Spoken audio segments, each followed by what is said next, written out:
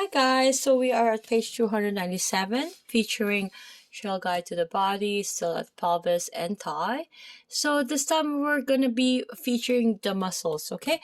Very interesting guys. So because again, we need to know what muscle does, right?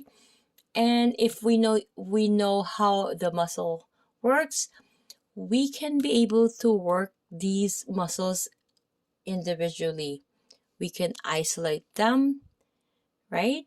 And work them individually. Although I know that a lot of muscles are synergistic and they work together.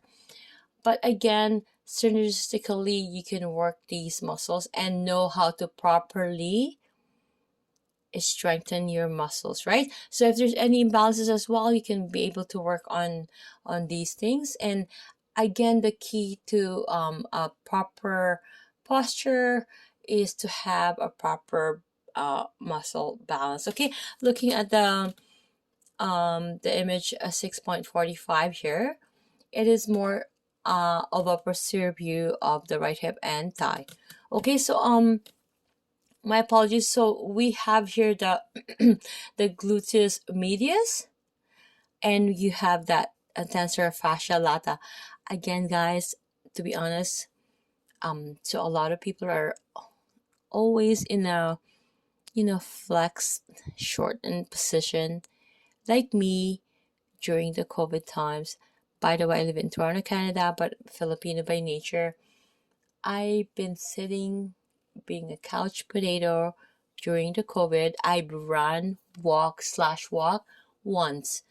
And this is really, I could feel, has that adhesion, has that contractures, and it needs to have that release. Why? Because it's being in a shortened position. Okay?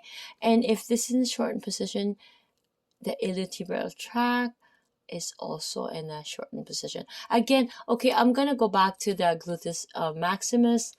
We have here, this is a very strong muscles, very strong muscles, right? And a lot of people work on the gluteus maximus, because if you have the strength here, you can be able to have the strength on the lower back, because this is an important muscle that could be able to endure a lot of pressure, a lot of, I wouldn't say injury, I would say just like overuse. So if you be able to strengthen your glute max and your your six pack, that sort of thing, then you are really in good proportional, or you're in good posture. Okay, so we have here the gracilis, adductor ADD magnus, semitendinosus, we have the semimembranosus, and the plantaris. Okay, so, and of course, a very popular BIP gastrocnemius. Okay, and on here I'm going to specify the gluteus medius, the TFL, and again specifying the gluteus maximus, and again the iliotibial tract, vastus lateralis, the deep, and the biceps femoris, the long head, and of course the short head. Okay, looking at the image here on the lateral view of the right hip and thigh, we have again the glute max, we have the glute medius, and of course the iliac crest. We have the gluteal fascia. Keep in mind the upper neurosis, right, or connective tissue. And of course, this is the TFL, tensor fascia lata.